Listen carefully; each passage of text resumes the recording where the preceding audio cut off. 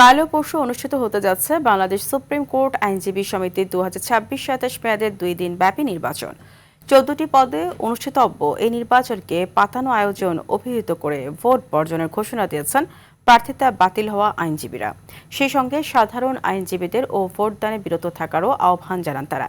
দুপুরে supreme court প্রাঙ্গণে জ্যেষ্ঠ আইনজীবী মুকসাইদুল ইসলাম অভিযোগ করে বলেন, সোমবার একটি নির্দিষ্ট প্যানেলের প্রার্থী পরিচিতি অনুষ্ঠানে আইনমন্ত্রীর অংশগ্রহণ স্পষ্টতই আইনের লঙ্ঘন। এ সময় আদালতে ভ্রাতৃত্ব পরিবেশ বজায় রাখতে এবং সম্ভাব্য সংঘর্ষ এড়াতে প্রার্থিতা বঞ্চিতরা আইনি লড়াইয়ে যায়নি বলেও জানান তিনি।